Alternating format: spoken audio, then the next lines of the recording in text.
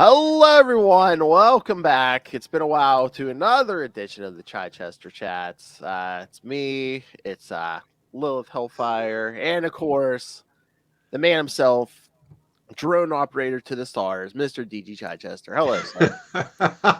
I should take that up and just find some good celebrity places and spy on them. Hello, guys. Thank you for having me back. Sorry, it's been a wait. I think that's a combination of just both of us syncing up, but good to be back and hope everyone's been well and looking forward to this conversation. I don't think I'll have quite as many witty one-liners as there are throughout this run, but we'll see. That's right. Yes, because we're doing more Milestone. Yes, because we're going to be talking hardware 45 through 50, which the last time when we did Blood Syndicate, you were just like a guest writer, right? This time you were the new writer of hardware. Yeah, which was exciting. Unfortunately, the book would end, but we didn't know that, or I didn't know that. I don't think they knew that. Yeah, this was a big deal. I mean, not that it wasn't a big deal to play in the Milestone universe with the couple issues of Blood Syndicate, or there's a limited series called The Long Hot Summer. Hmm. So it crosses over a few of the characters and such, but this was a chance to really dig in and be part of it. And obviously, I mean, all the Milestone books were sort of flagship books, but certainly this one, in some ways, always felt to me a little bit more the Milestone book, even before I was involved in it. So to me, this was a big deal and a lot of fun from what I can remember, which is not as much as I would like having reread the stories. So I would assume a job opening came up for a writer of this book, and an editor contacted you and said, "Hey, or Yeah, I mean, yes, that would be the typical way this would happen. There was yes, not a lottery system. I did not break in and write my name on a piece of paper and sort of there was no swapping, there was no con. It was it was a call. I I I can't remember if it was Joe who called me, Joe Illidge, or but I have a feeling it was probably Dwayne, who probably fronted the offer itself. Dwayne McDuffie, who co-created the Milestone universe, and like Hardware, in my mind, was the seminal Milestone book. Dwayne is the seminal Milestone creator, even though obviously he had phenomenal partners with Dennis Cowan and other folks. Christopher Priest. Uh, but Dwayne and I had gone back a ways. I think I've talked about this before. I was in film school at NYU. I was very good friends with Greg Wright. Greg Wright was very good friends with Dwayne, so therefore I was very good. I was good friends with Dwayne. How it works that way. And you might say that I am responsible. Now this is a joke. Let's frame this out. For Milestone in the sense that if I hadn't gotten Greg his job at Marvel, then Greg probably wouldn't have gotten Dwayne his job at Marvel. And if Dwayne hadn't gotten his job at Marvel, would he have gone on to create Milestone exactly that way? So it's all that, it's a wonderful life type of stuff. Anyway, point being, I had known, Dwayne for a long while, and I kind of feel like he did the outreach and said there's an opening, and I can't remember the specifics, but I sort of feel like that would have been a big thrill, both in terms of the character and Dwayne, who I respected. I knew him, I was friendly with him. We would just go get coffee or, dinner. So the relationship was just sort of very ordinary at that level. But even so, I had huge respect for Dwayne and as a creator and what he had gone through, some of the prejudices he had to suffer through in getting to where he had gotten, and so for him to kind of say, "Hey, we want you to play in this universe," would have been a big deal, to me at any point. But certainly then, because I was trying to, I wasn't on something regular, so it would have been a important anchor too. as a job. I mean, you bring your A game to all your projects, but I mean, was there extra? Did you feel extra pressure here to like, oh, I don't want to Yeah. screw this up. I don't want to screw this up. Oh yeah. Well, that's it. I mean, that's exactly it. When you respect people and you respect organizations, I can't think of an instance where I ever didn't, bring what I could bring to the table. Some jobs are more, um, what do you want to say, by the numbers. In a way, you sort of use your toolkit and you're putting yourself into it. If you're not, for some reason, you feel like I am totally doing this with my no offense to left-handed people, my left hand, and Yeah. so I am totally doing this. I'm not doing this then, I'm not putting any real effort into it. Um, then you should walk away. But Milestone was it was a real environment. I think we've talked about the Bible before, the Milestone Bible that they had created, which was phenomenal in the depth that it went into and the details that it had and the sense that this was a real world building, real world. There was Dwayne, who, to my mind, was just this great creative force. You didn't want to let them down. I didn't want to let them down. So I really put myself into it, and rereading it now, I feel like it kind of really crackles and hits all the right notes. In some ways, it's just a big, beefy bunch of '90s adventure stories, but they're pretty good in my mind. Big beefy '90s adventure stories. There's some whatever fascination I had with freaking supervillain bloody doctors, comes back again. It didn't work out with Surgeon General and Daredevil, but I'll make it work this time. Um, uh, Autopsy and postmortem. yeah, but they're kind of work actually. I think I finally nailed the system. They feel very David Cronenberg to me. They feel very uh Jeremy Irons, Dead Ringers for some reason. But I feel like I put a lot into this, and I can uh, that world building document, and I talked about that before. That Bible, I used it certainly as I did the other Milestone stories, but I could feel here I was really drawing on the world, little details and things I was referencing throughout. Um, Felt like you're able to be part of that complete environment and call certain things to the fore and try to set things up for later, which didn't happen. Uh, yeah, it feels like it was a really good rush to kind of go through these stories. Yeah, I mean, this is one of the ones where like, I hadn't I've come to Milestone recently. I wasn't reading them Mm-hmm. at the time, and Mm-hmm.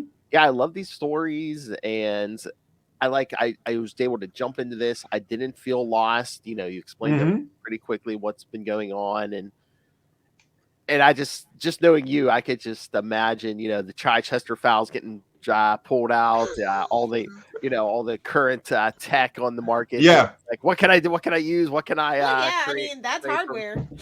Yeah, Yeah. The Yeah. exoskeleton Yeah. tech is his thing. So yeah, I feel like this was like right up your alley, definitely. But I remember reading this, and it's like because the issue before this, it's like static and like a whole big team. It's like a whole big crescendo, and so like they really kind of just set you up for like to move on to the next arc. But I was like, oh man, no more static, because static was like a crowd pleaser.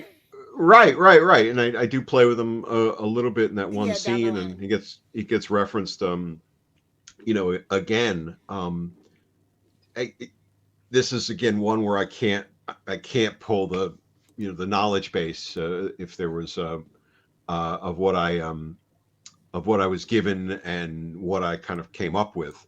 But I feel that there were a few things that they knew they were getting to hardware 2.0. They wanted to reboot the armor, make it, make the change. So that feels like that was something we were driving toward.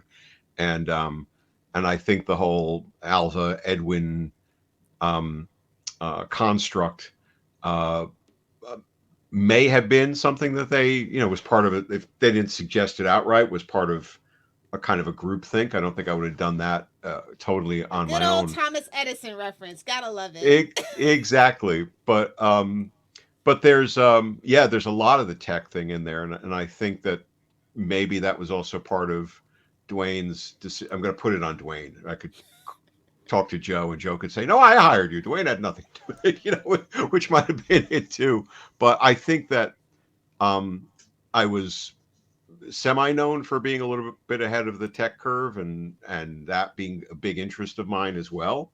So I'd like to think that that was part of, hey, this guy would be really good on this book, and I could see reading through it that there are lots of references to expanding the hardware technology and how that worked and why it worked, even beyond that, talking about different computer systems and now, of course, incredibly dated America Online CD-ROM. There's some references in there which are just hysterical to me. We're going to access the CD-ROM and we're going to do this, which probably sounded like the future, then. But some of this shit's pretty prescient too. I mean, the whole distributed internet network,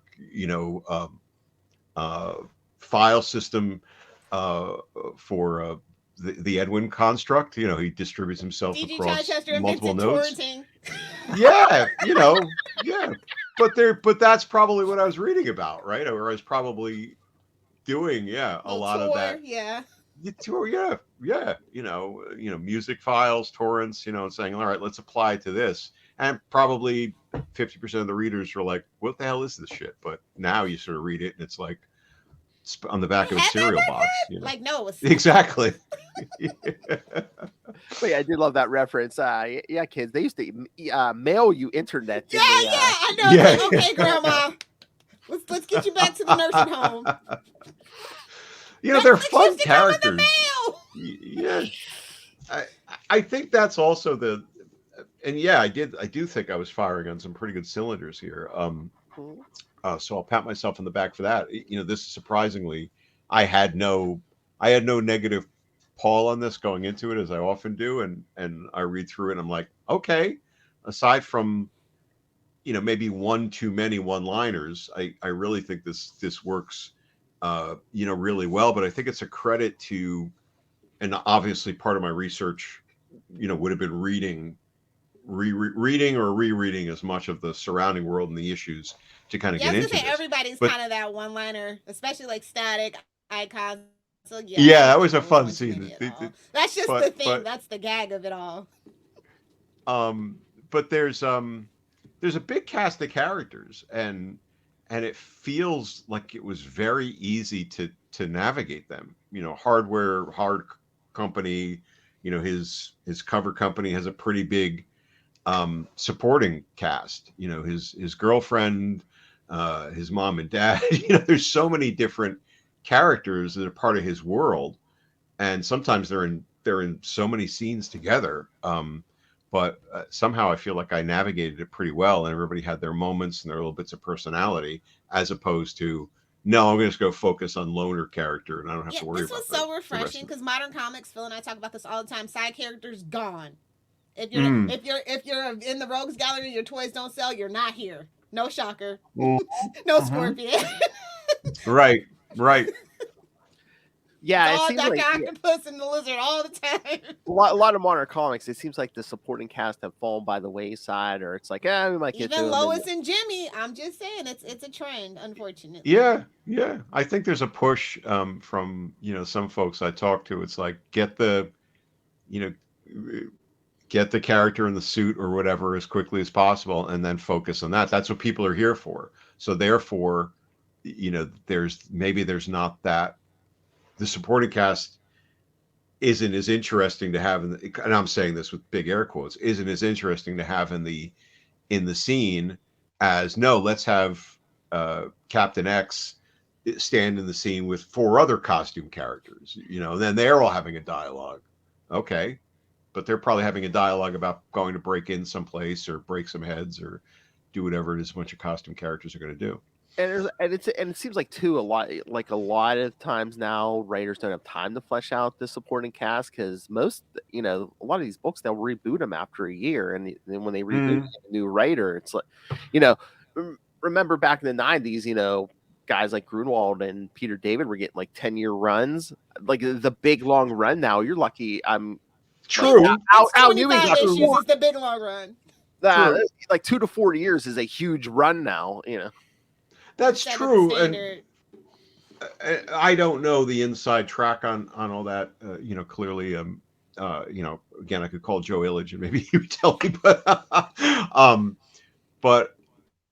I think also, I don't know, is that some writers and creative teams, they seem to almost come into it. I don't know this for a fact, but they almost seem to kind of come into it. I just want to do a year on this. Yeah. Right. They treat it almost like it's a limited run, and therefore that's what they want to do. Because, and that may be a publishing thing too, right? And again, let's reboot it. Let's go back to issue 1. A lot. Right. Let's change it that way. And I'm not going to, I'll give myself a little bit of credit here. I mean, this was 7 issues. Yeah, 6. And, I came into this hot on an existing book with a big cast, and I'm juggling all this stuff. So it's certainly possible to do. Oh, right. Yeah. There's no reason not to do it. But if you're coming into it and you're going to say, I have my mandate, I have my vision on this, if that's the kind of a creator you are and you're approaching it that way, then your attitude may be, I don't want to deal with all that shit. I want to deal with this, right? I just want to deal with character X, and I want to do that, and I want to go do my mission and have him fight so-and-so and get out of here. My mandate, I can't remember a damn thing, but I can remember that person. I can remember who I am, and I can remember. I would have wanted to play with this world. Yeah, I was gonna say, right? It was sparkly and new and like very inviting and fun. Like Milestone was the thing. Right. Really and I wanted to, I respected these people, not just the characters in the book, but the people I was working with. Joe Illidge and Matt Wayne and Dwayne and Dennis, Prentice, and so I feel like I would have wanted to be collaborative in making these stories happen. That doesn't mean sitting around a committee and like, what do I do next? What do I do next? What do I do next? What should happen in the next panel? Right. I know I would have went and run out, the leash on these things and then seen what I could kind of come up with. But when you do that, you want to play with the characters and the world more than reset it. Right. And just say, well, I know this is my vision of this. My responsibility, I think, was to build this world, play with this world instead of trying to recreate it, which would have been massive hubris. I just imagine you sitting there writing a script. No, I love these issues. Magazines. You got it to 50. Yeah. And that was a really big accomplishment in and of itself. Honestly, there was a lot going on for Milestone. No, yes, definitely, time, so. Definitely. I remember taking some, these are the fledgling days of the internet, as you know. So, it didn't really exist as it does now. But I was online anyway. I was on message boards on like AOL and America Online and Genie, and I never. This was another service. Kids and, where there would be conversations on things called message boards instead of the free form, tweet storms or whatever. But I remember taking some shit from some trolls because I had done a couple of books where in a row where it just so happened that I'd been brought in and then the book ended. I've been brought in and then the book ended. So I remember some particular troll like saying, oh, Chichester's the title killer. Like they bring him in to end the book, or once he comes in, the book ends, which is like you can imagine was like, oh shit, this is what I need to hear. But I remember then responding to that idiot, and at that point in time, especially, suddenly everybody backs down, like, oh, that's not what I meant. I don't know, I didn't mean it that way. You're on here. Trolls are trolls, for the most part across time. You confront them and they fold pretty quickly. But I didn't mean to say that, but you said these exact words, like what do you So no, it's so the internet, man. You can't capture the tone. Yeah, exactly. No. Right. Even then, you could copy and paste that from 20, 30 years ago and put it right here. But yeah, we got it to 50. Nothing about it reads like we knew it was happening, right? There's nothing in Oh there. I no! mean, At I'm the end of trying to 50, it's like Nothing, yeah. next issue, and there's like a little yeah, yeah, blurb. Yeah. and you know, 2 issues before that or an issue before that, you know, you got Holocaust or whatever, noticing big explosions, you know, from across the city and saying, "Oh, who's messing with my city?" So, you know, he's gonna. It seems like I'm planting the seeds that he's gonna come in to some future story. We just set up the new armor. I mean, it feels like it's just a continuous set of adventures happening. There's no there. So was I really? So you got to imagine the whole sensibility was no, we're doing this, not that you know we're trying to wrap this up or that we suddenly got the news that you're done. Pull the threads. I mean, Terror Incorporated, you know, the mercenary book, you know, created and worked on, and like we got the news that that thing is being pulled, you know, right as I began writing 13 or something, you know, or maybe 12. So that's why that has that rushed wrap up. And then there's the little kind of coda of a dance at the end of it where I tried to give it like some kind of quote unquote emotional closure, but didn't really have any time to do it. I had to finish the demon story I was in the middle of and then say, all right, well, I guess we're never coming back to this book, but I really love it. So let me give it a little nice nod. But here it's just like, oh, next answer, or I'm sorry, next issue, the answer, or some whatever the heck it was. So, um, So it was like after the fact, like everything was done for 50, and then they were just like, "Oh yeah, no, there's no more." well, I imagine timing wise, and I don't think we were many issues ahead. Again, this is all just intuitive, but neither do I think we were operating on the skin of our teeth, you know, turning in pages and sending them right to the publisher. Yeah. Um, but so there would have been a little bit of working ahead, so we would have gotten the news in advance of 50 coming out. But it was sort of, you know, writing, turning it in, talking it through, art coming in, scripting, whatever was going on was all just part of it. So the news would have come out, but not in a way that would have influenced, um, you know, where we were going to go next, or what had come before. I think it was pretty sudden. You know, it felt like it was Lilith, as you were saying. You know, Milestone was going through a lot. You know, overall, and I mean, the comic book I industry feel in general, but specifically Milestone. Yeah. Yeah, a lot. yeah. So I feel like it was just that hit. You know, hey, it's done. You know, hardware's canceled, and you know we're recalibrating or we're doing this. And it's like, okay, well that sucks for a lot of people and me and the character, but that And I happens. do want to say, like, you came into an established like team of like colorists and pencilers and stuff, and you just fit right in. What was that? Do you remember what the collaborative like parts of that was? Did you get a chance to talk to them or anything like that? Like I specifically, like I maybe Prentice Yeah, or you know, my brain has Julia. melted away. I don't recall whether or not, you know, we did a lot of that. I think the established team was certainly an advantage, you know, as you said, you know, to me, right? You know, these people were this world. They had built large parts of this world.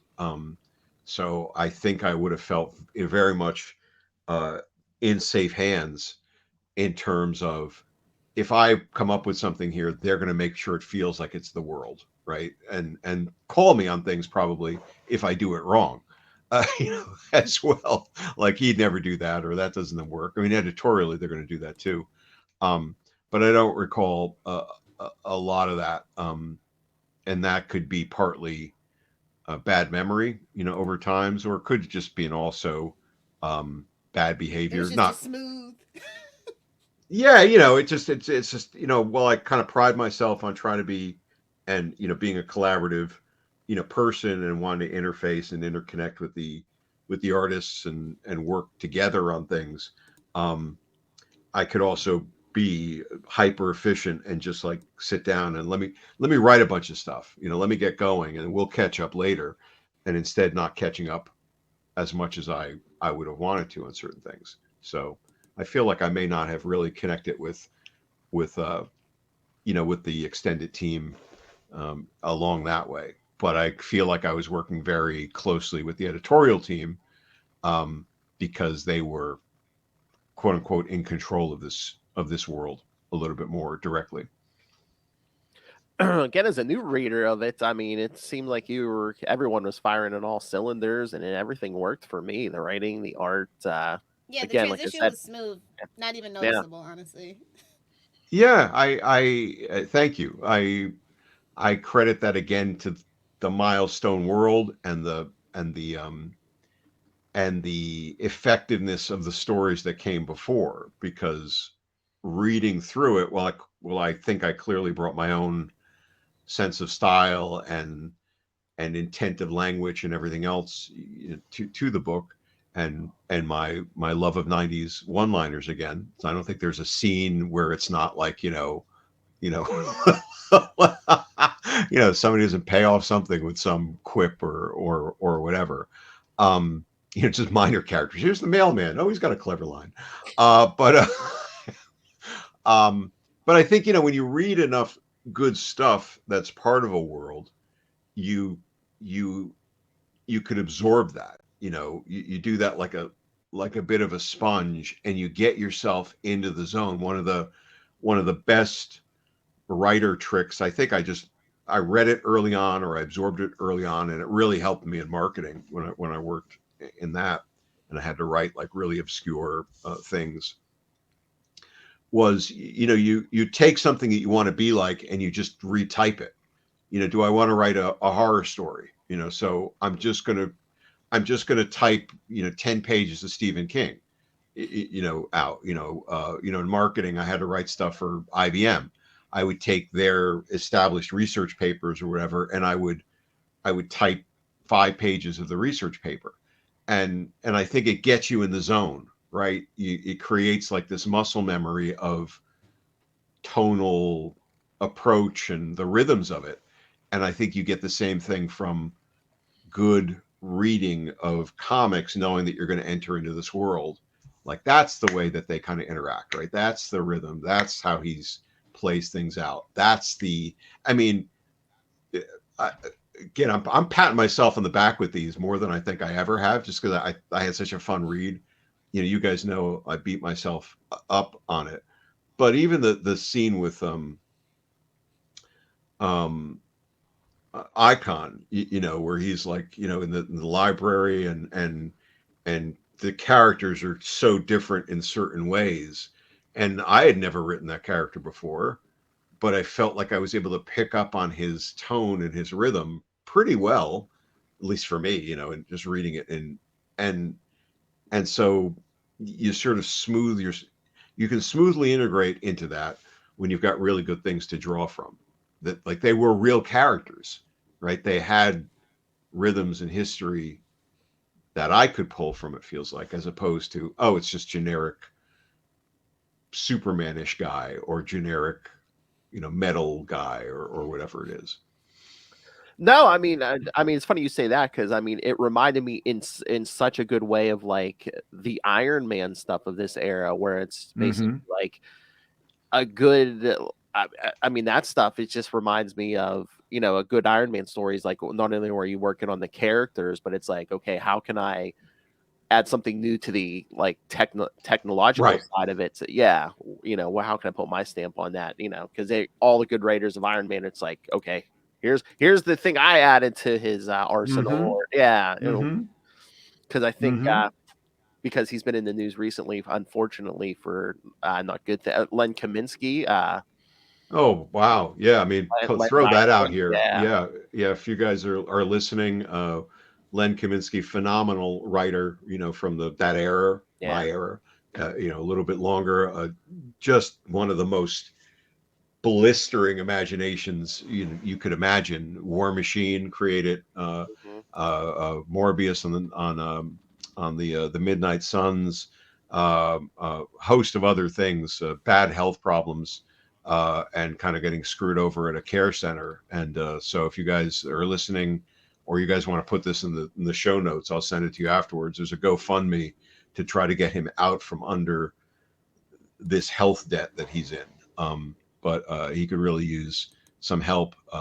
And it's unfortunate he's in that situation, but I think they're getting close to the goal to maybe get him out from under this thing.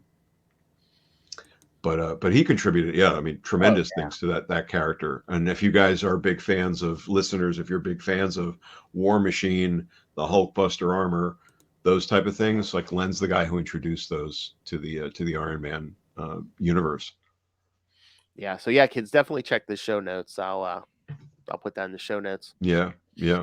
And that was. I wish I could remember like more of the details of where these things came from, like the whole Edwin, construct and the AI, the AI, right? And before AI was a thing and everywhere, right? And very ahead of the curve, but it then becoming like an integral part of the hardware armor, toward the end, or that was the intent, that it was going to be integrated into his operating system. It does get integrated into his operating system. I don't know if editorial came up with that or I came up with that, but that feels like the sort of thing I would have at least had some influence on, because it was in that zone of stuff I was into. You heard it here first, kids. Chichester created the armored character with AI in his armor. Yeah, let's be very careful about couching that, out. Oh yeah. For a second, there was two of you, Lilith, and then there's like just one. It was like you're cloning yourself, like double the. Out of hand. Now there's two of them. Talking about the AI. I would just want to say I think issue 47 is my favorite of your run, and it's also in my top 10. I really enjoy. Why is that? That's the. Well, I really enjoy what you did with Static, and yeah. And I loved all the little titles and like how you just like, it was a lot of atmosphere and a lot of like thinking puns, not like easy cheap puns. Those are the best kind of puns, the thinking puns. They feel like they wrote themselves in a lot of ways, and I know I keep giving credit to the world and the books that came before, but I just feel probably in the stuff that they gave me and I read and prepped myself for this, you knew, quote unquote, how Static was gonna throw some shit or shade at and how the more authoritarian hardware was going to react to that, yet still have to keep a good dynamic. Thank you. I appreciate that. In rereading it now, I said, wow, that's a lot of fun. I would like to have returned to those two guys, and played with that dynamic some more, and the ribbing and the sense that they were writing themselves in a way, like you say the quips, and the barbs and stuff. At least it feels to me like the way it's positioned and written, you couldn't have just swapped it, right? They're both giving each other shit, but you couldn't have taken Hardware's line, and like flopped it. Where sometimes you can do that. You can read books or comics and just say, oh, that's a pretty good line, but that's a pretty good line, but it's pretty generic. If somebody was to cover up the characters, you wouldn't really know that's coming from this character, that's coming from that character. But here it feels like you know the tone and the beat and everything else, and not just because one has little scritchy outlines around their word balloons, which helps too. No, because there's an age difference too, so it's like yeah, and Static has that Spider-Man energy and humor and all that kind of tone. If anything, I mean, Milestone stuff is so original in a lot of ways, but you could also sort of put nods to, all right, we're drawing inspirations from this and this and this, which is fine. I mean, everybody does, but to me, that always had that early Spider-Man feel in terms of the freewheeling tone of the character and the physicality of his motions. But and you were talking about the rich universe. I mean, is that like a double-edged sword? Because in one, it does make it so easy to write these characters, but on the other hand, you don't want to be, if something happens, Mm. you don't want to be the guy where they're just saying, "Oh, Chichester destroyed the Milestone universe," Right. Something's days Or you wrong or can't, yeah. tails.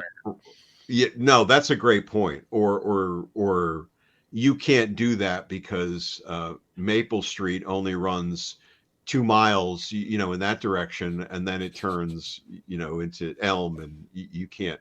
That's not the map. And God knows these guys probably actually did have a Dakota map, somewhere There with actually all is that. one somewhere online. Yeah. Is there, like, with the specificity of that?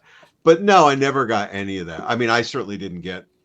I never felt hampered by a mental attitude of, oh, I can't do that because people are going to throw crap my way and say that you ruined this character. I feel just from reading these again that there's that I was operating at as good a level as I probably was capable of at that time, even though I might not have been in the same kind of career catbird seat. It feels like everything was sort of really working in terms of you're a person who knows how to write these really good adventure stories and juggle a lot of stuff and bring things forward.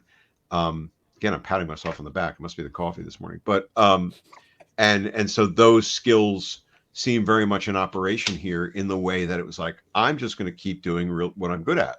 And I'm working with really good people. And so if I'm off, they're going to course correct me. Right. That's the best place you can be, working with a creative team in a comics environment, to me, is that sense of care and collaboration. I'm going to bring this idea to you with the best of intentions for the world, for the characters, not for myself, not to insert myself into the story or say, oh, Dan wrote this story. This is Dan's world. This is it. I'm bringing this in and I'm doing it with all the excitement I can. And then I'm trusting these professionals that I'm working with to say, no, that's not right. The horror influence and the grisly influence and the kind of stuff that I was into, and God knows why you keep going back to the well of, like, let's do another organ, stealing couple of people with a It's your postmortem and the autopsy signature. character. Yeah, exactly. Thank God help me. But in some ways that would have been, oh, let's do these type of villain characters. Let me pull those guys off the shelf. But I feel like, again, Lilith, like I said at the beginning, I feel like these ones actually work.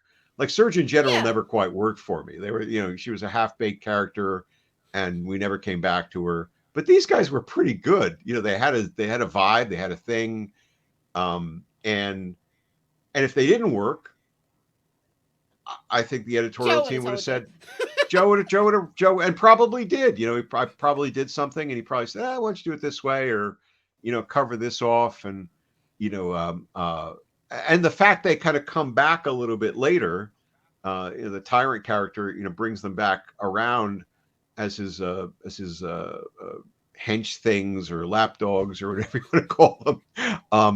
Hench Then things, feels I like love it's it. part Gender neutral. exactly, they're hench things. It starts to feel like I was building a little bit more of a recurring world and maybe correcting for some of my past sins and mistakes, where I'd introduce maybe potentially interesting characters and then just keep moving on, and then not come back to them as much. Well, isn't sometimes editorial, maybe not that character again, Dan? Is I feel like a lot of people. It could be. Like, it could be. Because I feel like some Sure. of the I mean, characters that that you could got be. introduced, you definitely wanted to come back to, but like for whatever reason, we never got to. So sometimes I always think editors like, let's focus on something else.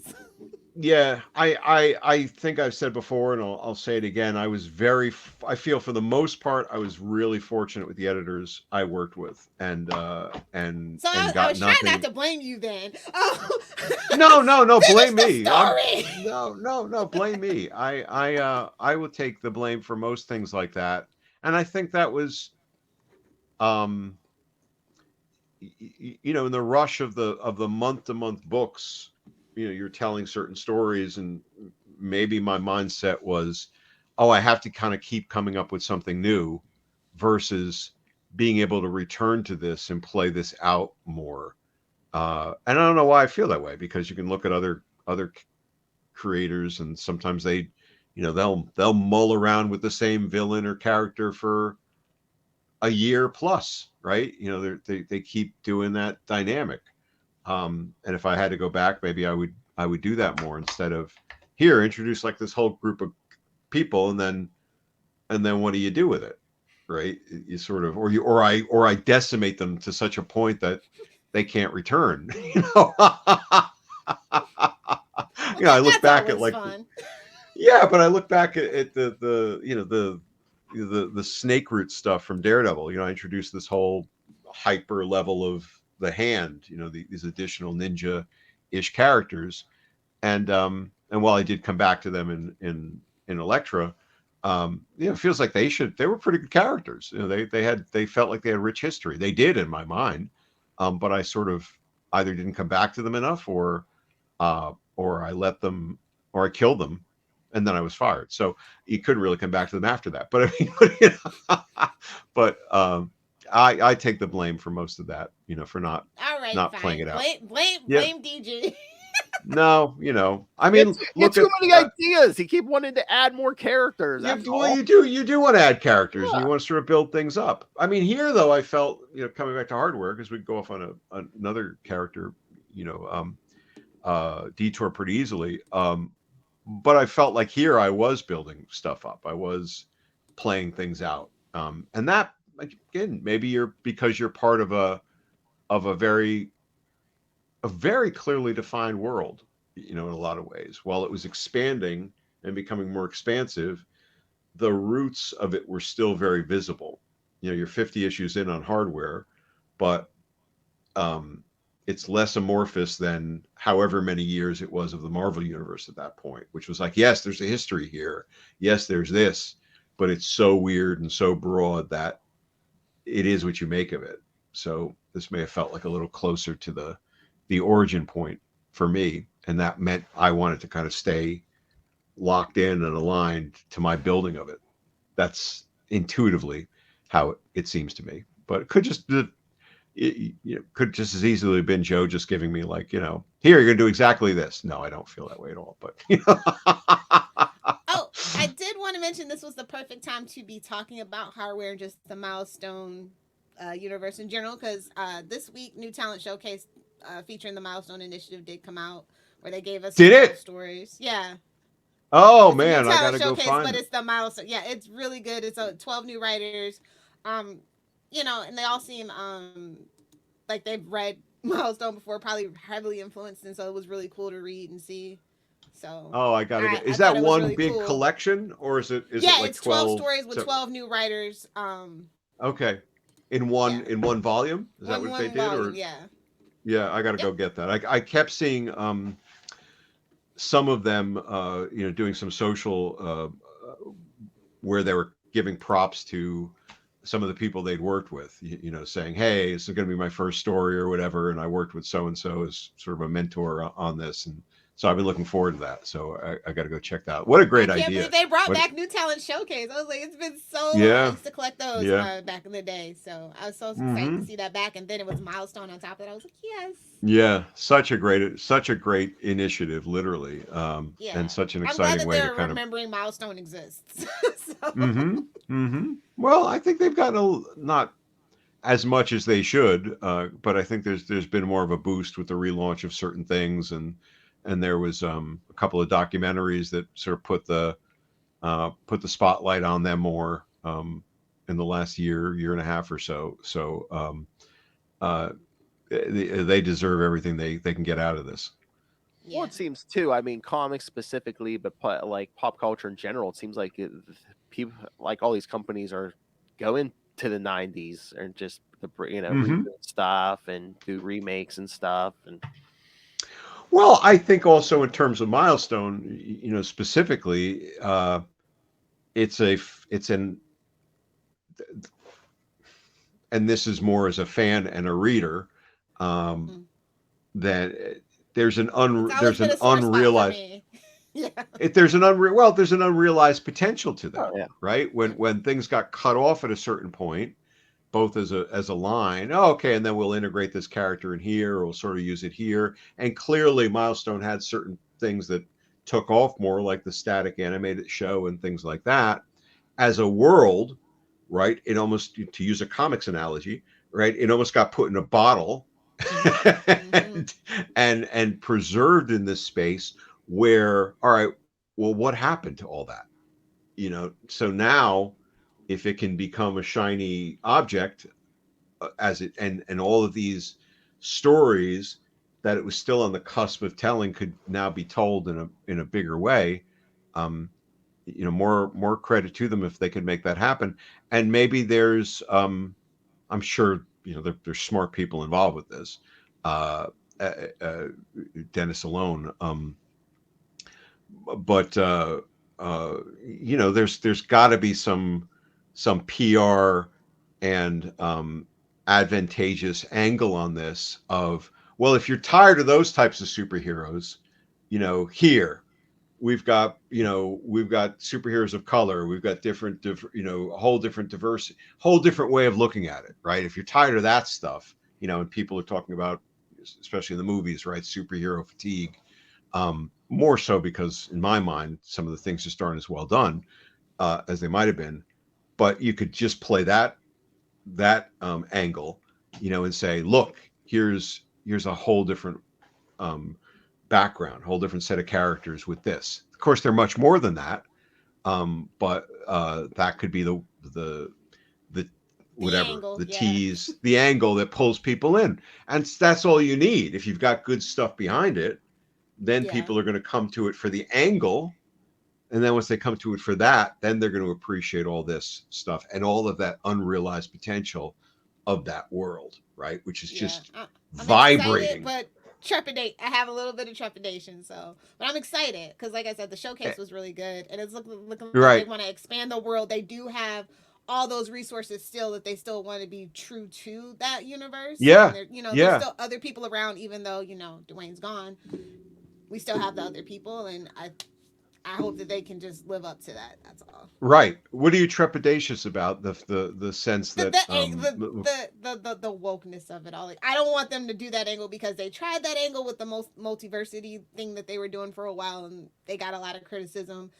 So, like, I don't know. I hope they have a everything different PR becoming team. like a when you say the wokeness of it, and I hadn't Yeah, seen that stuff. Like everything's got a page like I where don't want it to feel we stop the disingenuous. story. Right. So You we know? stop the story and we lecture to you or something like that. Yeah, That sort of thing. Right. Right. yeah. Yeah. So it never felt like that to The me with the Dakota verse. So, like, I don't want it to no, start and feeling that like and that that's the now. there's a key They thing, were and just I'll say realized this. characters in an urban environment that I could relate to a little bit better because they use language that I use and things like that. You know Right. what I mean? Right. Right. Where Spider Man is And relatable because he has girl troubles and school troubles, right? This is a little bit different mhm. with a Mhm. hardware icon Mhm. and a static for other people. So yeah, I I hope they can manage to walk that fine line. I think it's really important, and looking at it now and reading it now, and I haven't fully articulated this, but here I'm a white guy writing a black character in a very and there are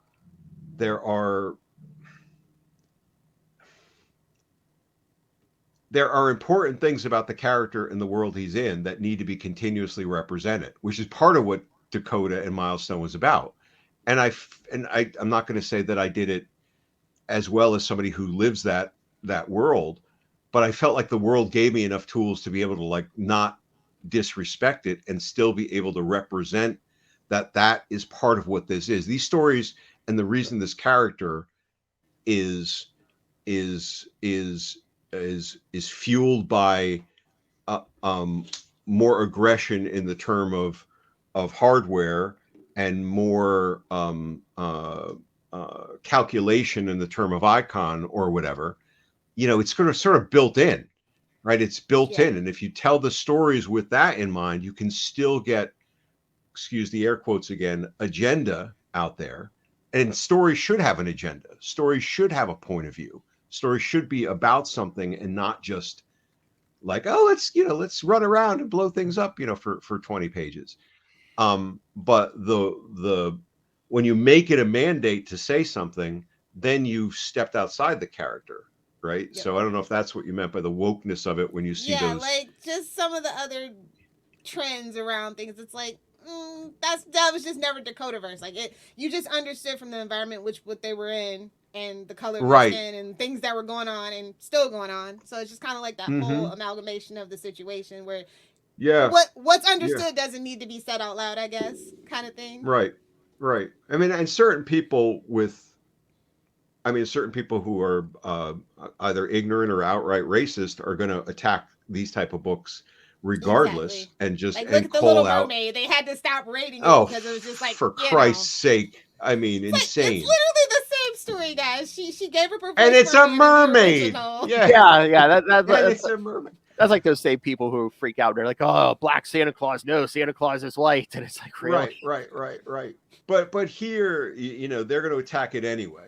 But it's like such a good universe, and they didn't. I mean, it was another thing for Milestone, but like they had people of all kinds for Milestone, and it just really meant a lot. And I just hope that they can keep like that level of it's they explicit and in your face, especially times like this right now where everything's a little bit of a dumpster fire, where everybody just jumps on a hate bandwagon. So it's true. That's how good things for totally it. True. So. I mean, everything I've read about the thinking behind it seems like it's very true to it, from an editorial, from we are creating something new based on on Milestone. It feels and the like Hardware and Icon book that they had out recently, it was pretty good too. So I mean, I just don't want them to see dollars in their eyes and like dumb it down. That's all. No, but then I don't know if they walk around saying, "What would Dwayne do?" Probably not. But just the inherent power of the stories in the universe were kind of all baked into that early stuff, right? The early issues, the Bible and everything, and that's sort of the mother lode of everything. So if they're mining that, hopefully, they still got a lot to work with without having to dumb it down. And it should never have been. And I never read any of their stuff that felt like it was dumbed down. There was always something there. Somebody could comment on something or live something or express or demonstrate some part of their lived experience, and it could be part of the story, and it could get you thinking about that without it being let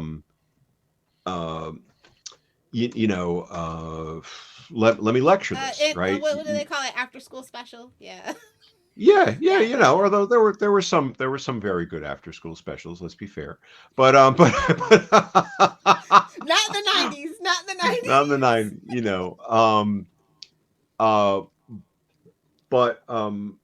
But they should have, they should be about something, right? Otherwise, any story should be about something. There should be some sense of and these have. When I say responsibility, that makes it sound like an agenda, but that to me feels like, something they have to live up to based upon where they came from, right? The fact of a publisher that was creating an entirely new universe based around an entirely, initially black, set of creators, and there's a mission to that without it being exactly an agenda that breaks your relationship with the reader. In fact, it invites the reader into something new, right? Here are some hooks that you're going to be really excited about because they're familiar to you, right? This character's sort of like quippy like Spider-Man. This character's sort of, techno like Iron Man. This character, he's your Superman, type of guy. Okay, I'll lean into it that way. And suddenly it's about something more, right? You just pulled a magic trick on me and now I can't escape from it. Because these are really exciting. These are really interesting.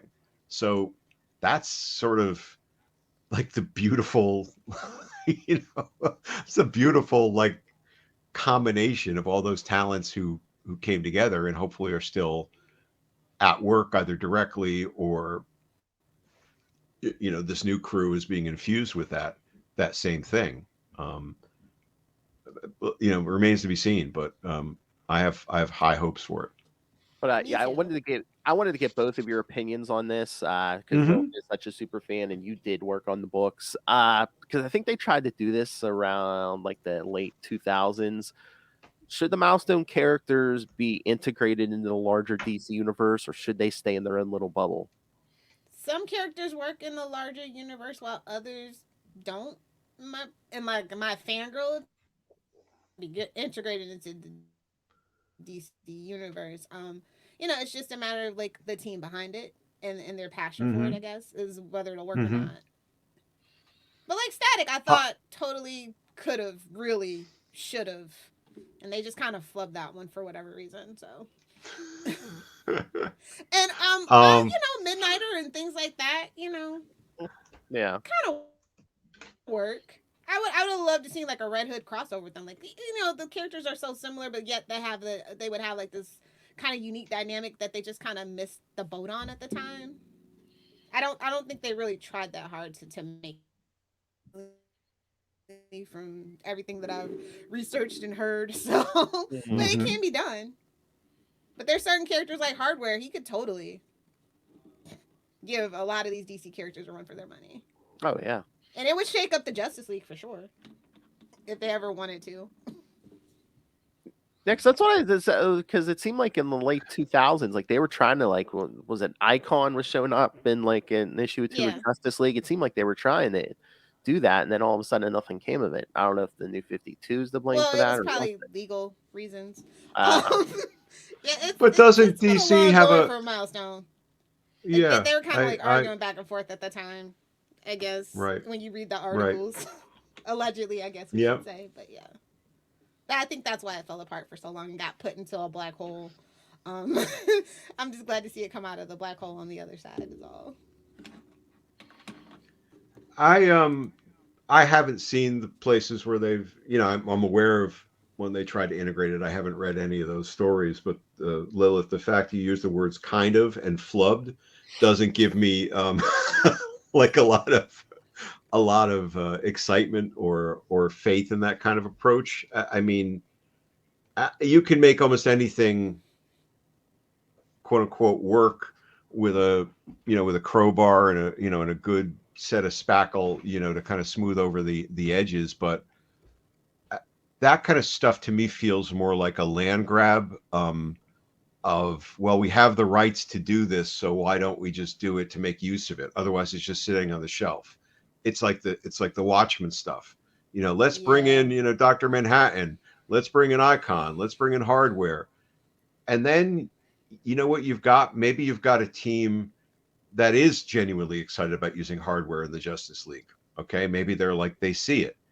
But Hardware is still less special to me then, because he's now integrated with this wide, weird world, and he is now constrained, actually, Mm-hmm. not freed by being part of a bigger universe. He's constrained because he now has to operate or interoperate with all of these other With mother weird boxes and rules, boom tubes.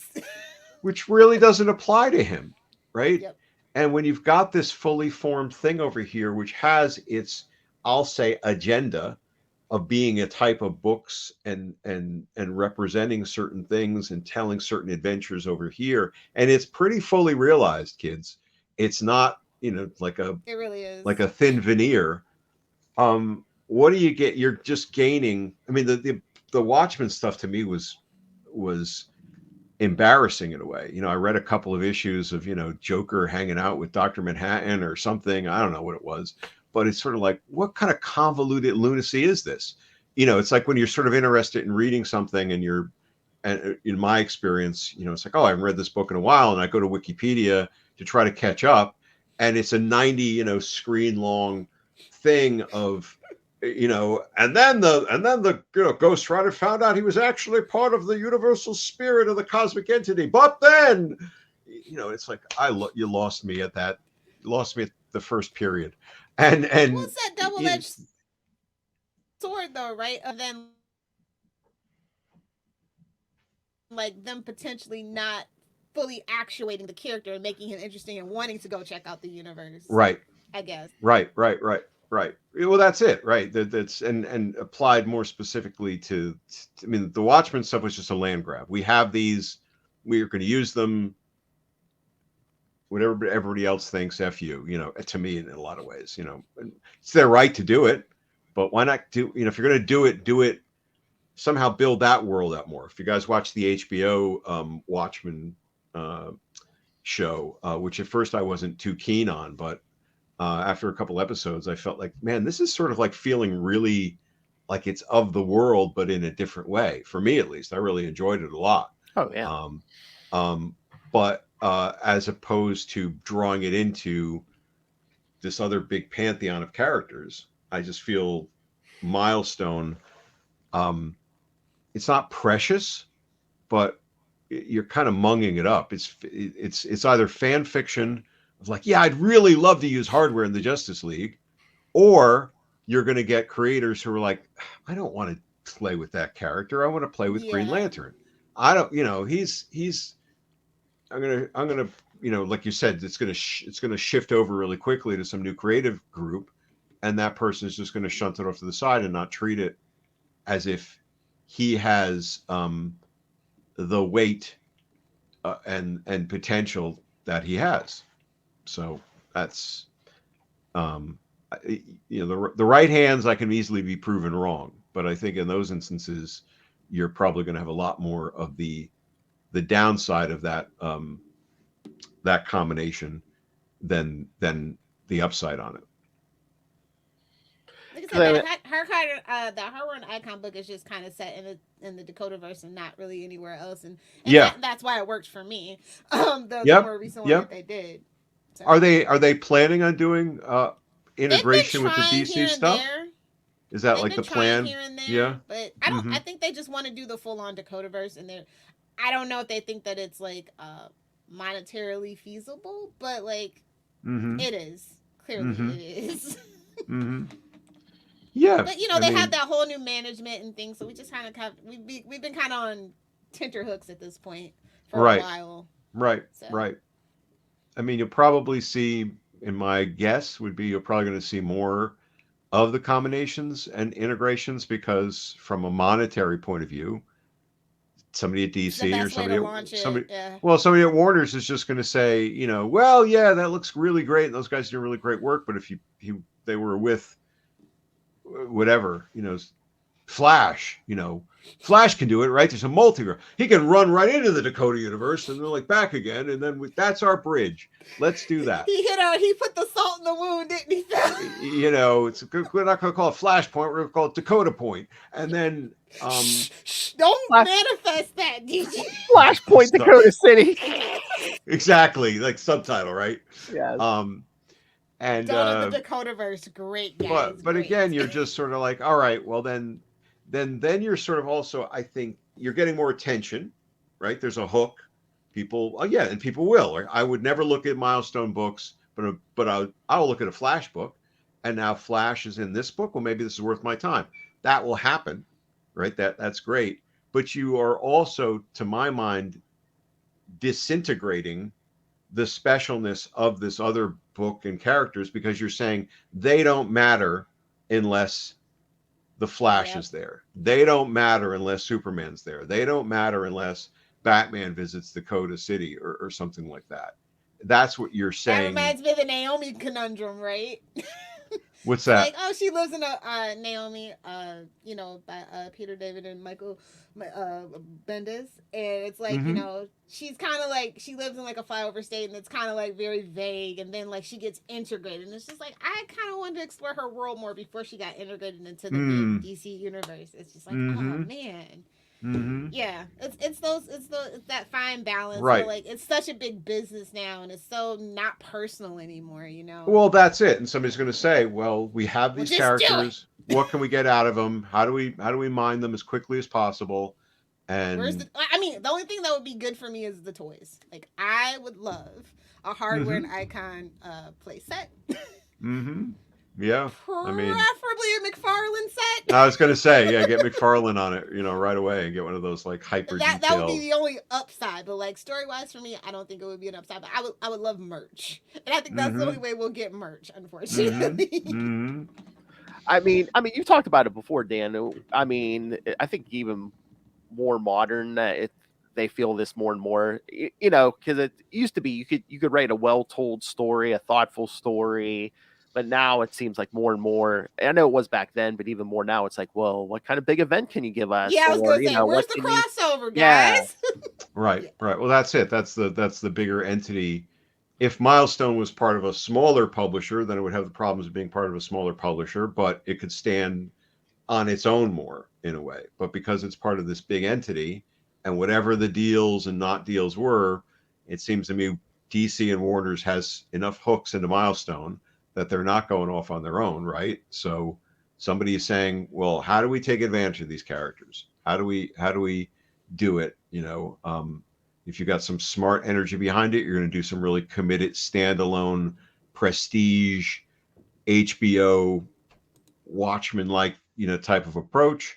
If you've got the quick hit approach, it's like just do the multiverse thing and cross over with it. Everybody gets that now. Throw a magic bagel in there and and then Somebody seen the Spider-Verse. I said everything ever all at once too, which is amazing. But anyway, I think the best thing you can do as fans is obviously pick the stuff up and read it, and then talk the hell out of it to people who are not convinced, and get it into their hands. If it's good stuff, people will respond to it. I agree. Yeah. All right. Anything else, Lilith? No.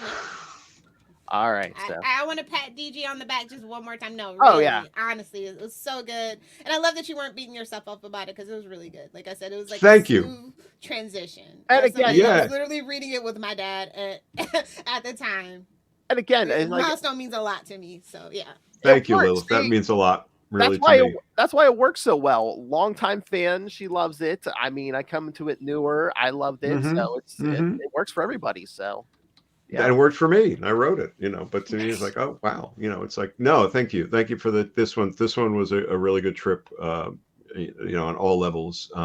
I just wish I could remember more about the specifics, but whatever the specifics were, the stories turned out really good. So I'm happy with that. I'm gonna go send Joe a note, and maybe I was gonna say, if you could go back to the world, if they invited you, would you go back? Do you have like the time to go back? Maybe.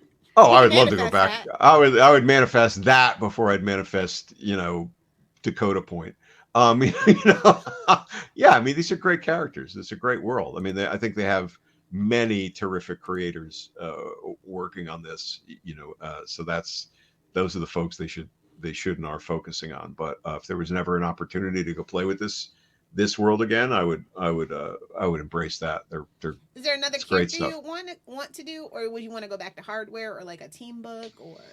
I would just, as I did with all those other entry points, the Blood Syndicate, issues, the Long Hot Summer, which was a dedicated thing. These issues, I would just, I would probably just want to invest myself in the learning of what's going on with it, and then choose from there. But nothing says to me, oh, I have an unrealized hardware story to tell. Whatever was happening in that next issue, I don't know. I could tell you sort of what was happening in the next issues of Daredevil, but I couldn't tell you what was happening here. But I feel like it would be fun to play with this character and modern technology and all the things that I'm still interested in. Would be. He gets a pet drone. Yay! He gets a pet drone. Exactly. That would be my next big contribution, right? Any book, as long as they let him write villains, these bloody hackers. Yeah, exactly. And I've got this idea for modern surgery. He's a robot surgeon now.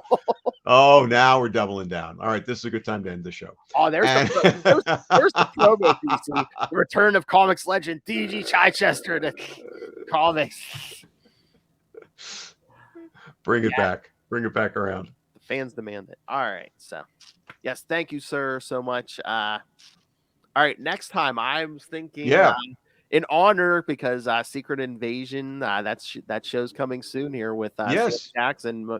Maybe we'll jump back into the Nick Fury stuff. Let's do Nick Fury, Agent of Shield 20 through 23. All right. Ooh. All right. All right. I'm writing that down now and do my homework again.